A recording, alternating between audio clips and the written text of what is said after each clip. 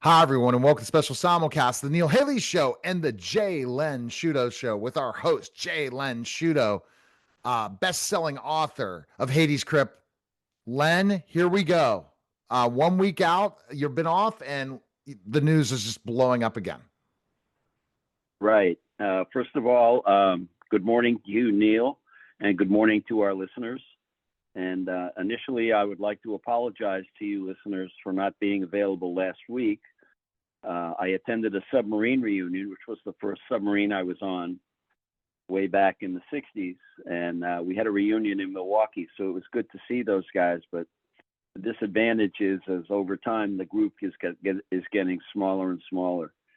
And kind of like the Doolittle group. So I would like to say, I'm sorry I wasn't here last week. But time marches on and groups get smaller and smaller. First now, the views and analysis discussed in this podcast are based on publicly available reports, geopolitical commentary, and opinion. Certain claims remain disputed or unverified. This program is intended for discussion and informational purposes only and does not assert definitive conclusions regarding ongoing international matters. So, first thing I'd like to mention is, you mentioned the book, Neil. On Monday morning, Hades Crypt will be on the bestseller list in the Kindle format for 40 weeks. I think that's phenomenal. Wonderful. And thank you. Wonderful. You folks who are out there that have bought the book and intend to buy the book. I think you'll enjoy it. Secondly, I'm working on the sequel to the Devil's Delegation book, which is called Desperate Countermeasures. I have one chapter to write, and then it should be out probably in the worst case scenario, late fall. And that's between a terrorist group in the United States killing authors who wrote the National Contingency Plan, of which I was an author, one of the authors, I should say. The other thing before we get into the conflict between Iran and the United States, I checked this morning, Neil, and the U.S. price of crude oil is down again to $71.21. So it still is on a downward trend, and I think that's terrific for American consumers. The other thing is a little disconcerting. A U.S. Marine soldier by the name of Gilman who has been a Russian prisoner since the year 2020. He's been in prison 6 years. I will mention that there are 10 other United States citizens that are in prison in Russia. Gilman is reported yesterday, I found out in the news, is reported to being near death. And he has been tortured and been given mind-altering drugs. If he is not released or he dies, a severe strain, I firmly believe, will be created between Putin and Trump concerning humanitarian considerations. That, to me, is unacceptable as not only a member of the military, but that poor guy in prison for 6 years is one thing, but torturing him and altering him mentally is unacceptable. So now let's talk a little bit about Iran and the United States. And I'd like to do a little bit of background first. Excuse me. There are 13 countries in the Middle East where Muslim, I'll call it form, is the most of the population. It's in most of the population. Those countries are, and I'll just name them, Saudi Arabia, UAE, the United Arab Emirates, Qatar, Kuwait, Bahrain, Oman, Yemen, Jordan, Iraq, Syria, Lebanon, and Palestine, and Turkey. Notice I did not mention Israel. And the point is that Muslim philosophies, ideology, is not the major aspect in Israel. I'm having a problem clearing my throat. The Middle East is considered the spiritual center of the Muslim world, and it is the dominant religion in most of the countries that I previously mentioned. A Muslim majority country is defined where there is more than 50% of the population that does practice Islam. In the Middle East, Islam plays a central role in not only its culture, but law, daily life, and though the degree of religion influence varies by country, I guess I should say. Israel's population, as I'm talking to you today, is approximately 8 million people. In those countries that I mentioned, the Muslim population is 250 million people. Now, in the Middle East, the United States has 18 military bases. In those bases, there are 47,500 U.S. personnel, Americans. And since 1979, as I mentioned in a previous podcast, 3,972 Americans have been killed since 1979. And that number is probably higher as we go through what's going on between the United States and Iran today. And that number does not include the current conflict. Two of the most successful generals in World War II, and I'm going to do an analogy here, used speed, accurate attack points, and plans to destroy the enemy. The key was to cut enemy supply lines, and not only that, but to allow allies to move forward and enclose the Axis powers. The general I would like to talk about is General MacArthur. Now, if you remember, he was in the Philippines and said, I shall return. That's an infamous saying. What he did was, and I talk about this, and as I just mentioned, cutting lines of supply, blocking them off, etc. He bypassed the islands in the Philippines that had large amounts of Japanese soldiers. He cut their supply lines. They had no way of getting out, and there was no way of getting ships in to get them out, or cut the lines of supply, i.e. food and munitions. Many of those Japanese on those isolated islands now, as MacArthur went around them in the Philippines, never got home. They estimate that over 250,000 of them on those islands passed away. So the reason I mention that is what we have been doing in the Middle East between Iran and the United States. We have not cut their lines of supplies. And the reason I say that is one of the things I've read about, and I have not been able to substantiate it, but I believe it's true. China has been sending missiles and drones and components and intelligence and materials through Pakistan, and it's being smuggled back into Iran.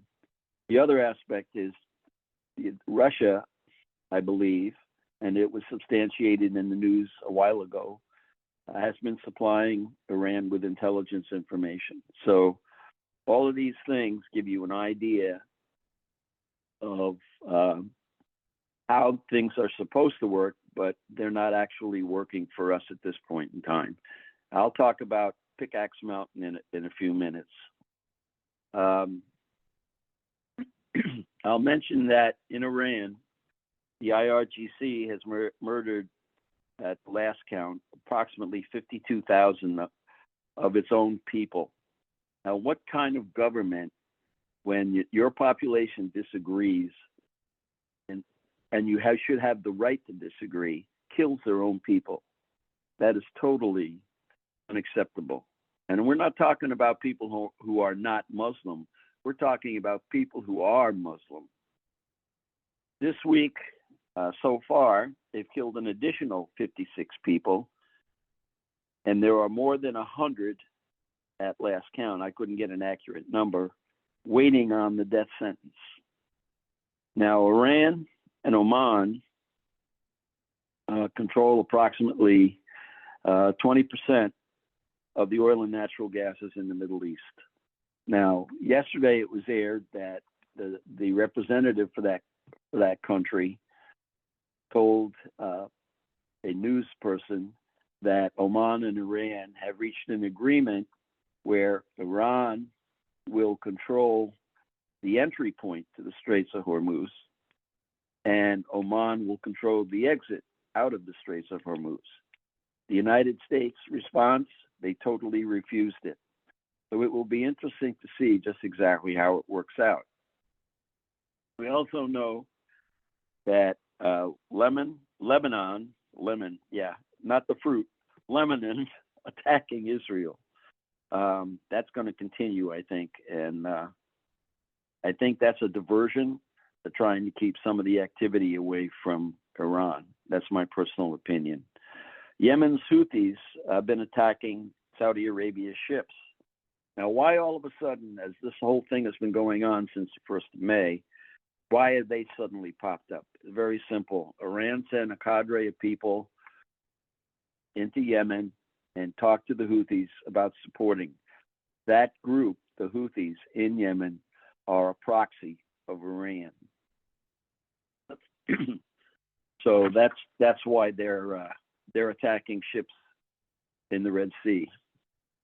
Middle Eastern countries avoid direct confrontation with Iran due to its regional influence, proxy networks, of course, economic and military risks, and strategic hedging by neighboring states.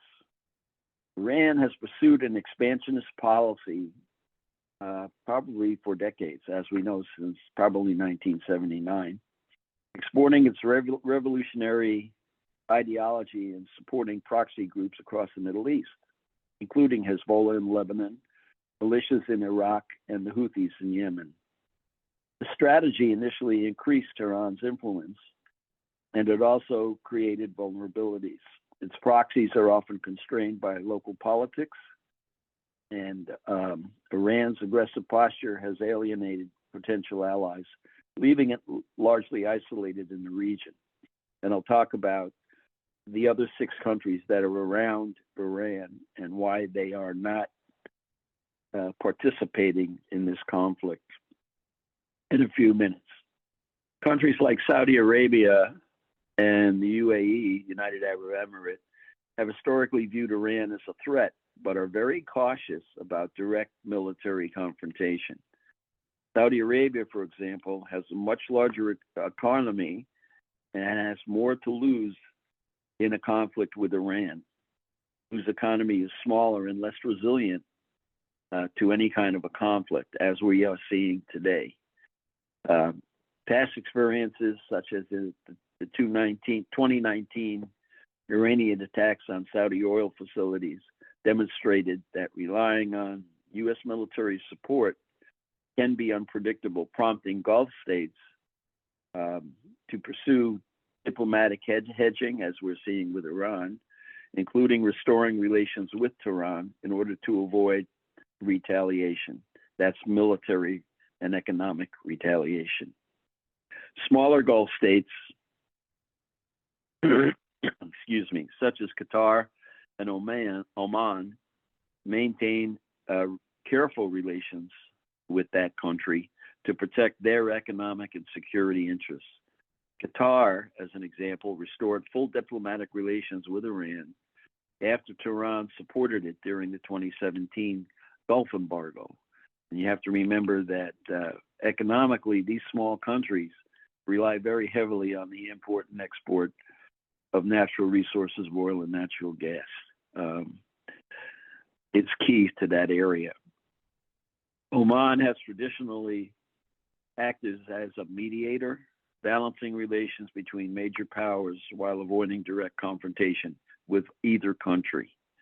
These countries prioritize stability and economic ties over military engagement, but sometimes that doesn't work, as we have been seeing recently.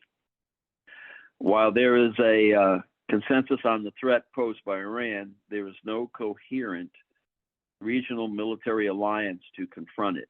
And that's the Gulf states I mentioned about, those 6 states. They often coordinate indirectly, but no direct action is limited by the risk of escalation, potential Iranian retaliation, and complex web of alliances or rivalries in the region since 2025. Now, so what's the conclusion of all of this?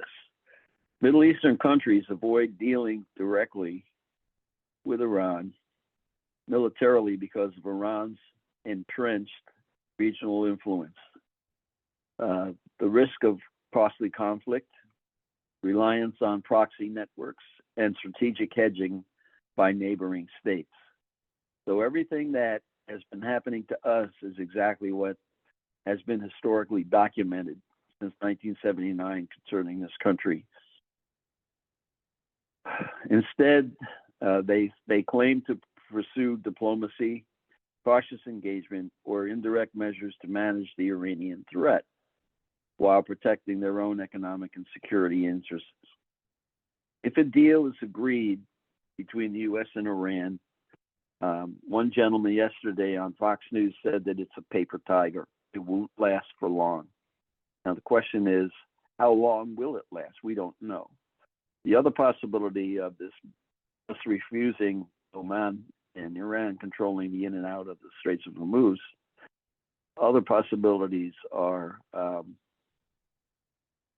mining and rockets being used. And we're seeing the Houthis doing that as well on two Saudi ships. Yeah, two Saudi ships yesterday. Other possibilities, and this is a kind of an interesting factor from when I was a hazardous materials cleanup coordinator for a 179,000 gallon oil spill in Narragansett Bay in 1979 or 80, whenever it was.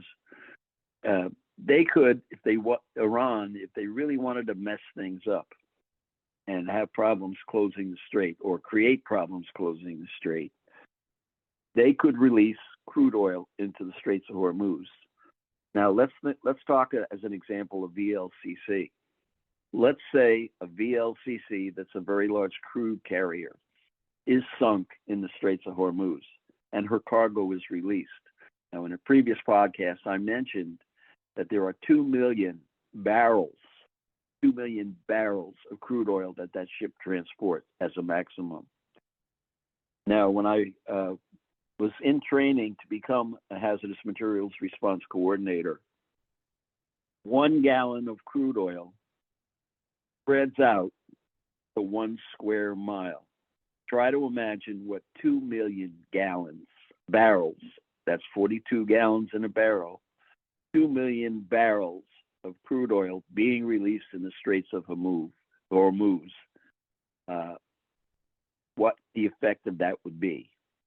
It would go everywhere, and it would take forever to clean it up. A good example was Event Horizon in the Gulf of Mexico, spewing out 6.5 million gallons of crude oils on the ocean bottom in the Gulf.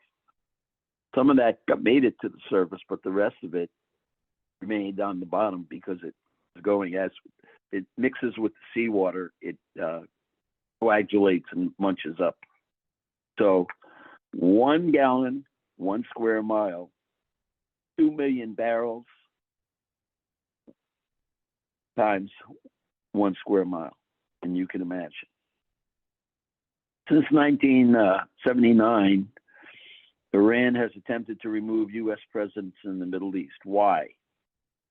Simple reason is because the U.S. ideology is versus the Muslim ideology, and they don't want any other ideology being created or existing in the Middle East. That's the key. They want Muslim control of the entire area. Now, those 6 countries that are on southern side and around Iran have not supported the idea of grouping together and going against Iran.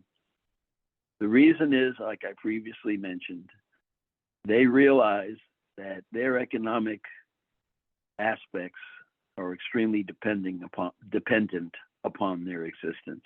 We cannot depend or rely on any of them. So it's something that not going to happen. The United States can try like the Dickens to try to get them to group and support. They may support us only when we've taken out the nuclear material. I don't know. Time will tell, I guess, is the best way to say this. Now let's talk about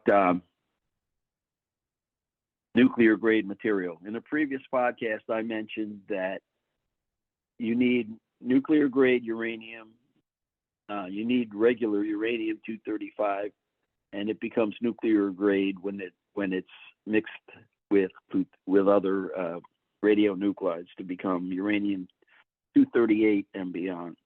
So when we want to use nuclear material in a nuclear power plant, like in the United States, that uranium is enriched to 4%. It doesn't go any higher. That's the most efficient. How do I say this? It's the most efficient aspect. When it's at 4%, the efficiency in a nuclear reactor is perfect, and that's controlled by either liquid boron and mixed in the water, or the use of cadmium control rods, inserting them or removing them. That creates the fission reaction in the material, either increases it or decreases it. It blocks the hydrogen ions and the photons. So that's that part of it, I guess is the best way to say that. The reason I mention that is recently we've heard about Pickaxe Mountain. Pickaxe Mountain, the height of that mountain is 5,300 feet. And you all know that 5,280 feet is a mile. So that thing is a little bit over a mile high. They're estimating that their facility there is 300 to 350 feet below the surface of the earth. Our Buster bombs cannot reach that. We know that based upon what we've seen, they're good to maybe 200 feet or a little bit more, but they cannot reach where the facility is. Now, in 2025, Natanz centrifuge facility, actually it was the nuclear enrichment facility at the time, that facility was bombed and destroyed by the United States.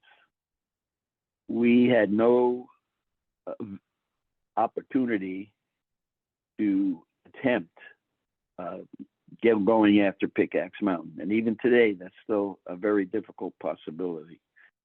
But the aspect is now, last week and the week before, when I was looking at the videos, they are transporting, instead of vehicles from the nuclear grade material in Pickaxe Mountain to Natanz, I should say, the vehicles are going from the Nance facility into Pickaxe Mountain. My thoughts on this is because the centrifuges are out in the open and can be bombed again, they're moving those centrifuges into Pickaxe Mountain. And if that's the case, and they've gotten their hands on the nuclear grade material and transported it into Pickaxe Mountain, that gives them the opportunity and the ability to create nuclear grade material for weapons. And the other aspect that I'll mention is it takes approximately 10 to 14 days to create weapons grade nuclear material. That's a real problem. And I can't say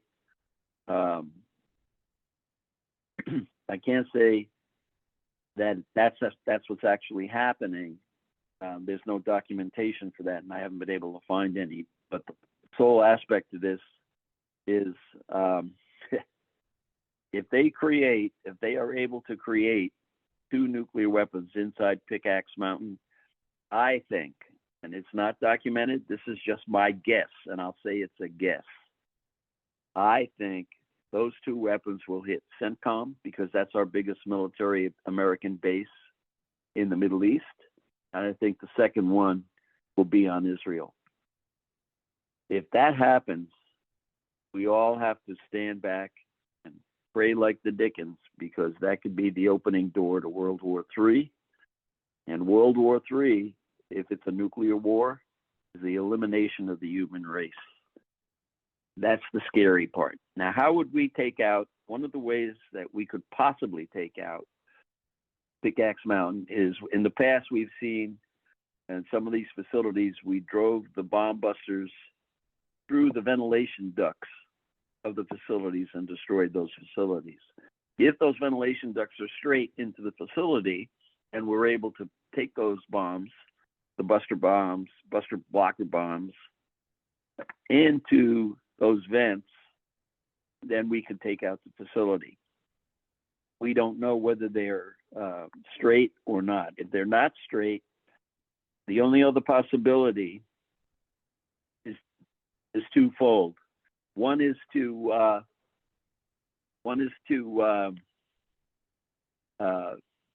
try to destroy the facility and the tunnel opening, but that opening has been reinforced with concrete since the war began. I'll call it a war because that's what it is. Or the other possibility is to put gas, some sort of a gas, through the vents and put everybody to sleep in those facilities. Then the other aspect is, if with tunnel is blocked, those people cannot get out, that's kind of like the MacArthur scenario, isn't it? So if it works, then that's great. If it doesn't, then I believe the only other way is we got to put boots on the ground. And when you put boots on the ground, you realize, of course, that there are basically 90 million people in Iran. 10% of that belongs to the IRGC. That's 9 million people. Going against our troops, I don't know. I can't answer that. But that's everything that I'm thinking about, the information that I have this week. I would ask you, those of you that pray, to pray just a little bit harder, and hoping for a peaceful solution rather than an additional increase in armed conflicts. Pickaxe Mountain, one way or the other, has got to be eliminated, or the material and the centrifuges in that mountain have to be eliminated. I don't know what the answer is there, and I don't claim to be an expert in that area. I can only tell you that. All right. Yeah. It's a problem. This was such a very interesting interview. Go to jlensciuto.com, and I will have in the show notes all the other places to contact him, because we are running out of time. Purchase his book, Hades Crypt, and all the different books. We really appreciate it, Len. Another great show. Yeah, please. The books are available on Amazon and other places. But the other aspect too, I have a website, jlensciuto@gmail.com. If you have any questions or you'd like to talk to me, please do so. I check that on a daily basis. God bless you all, and God bless the United States of America. All right. That was the special simulcast, the Neil Haley Show and the Len Sciuto Show, guys. Take care.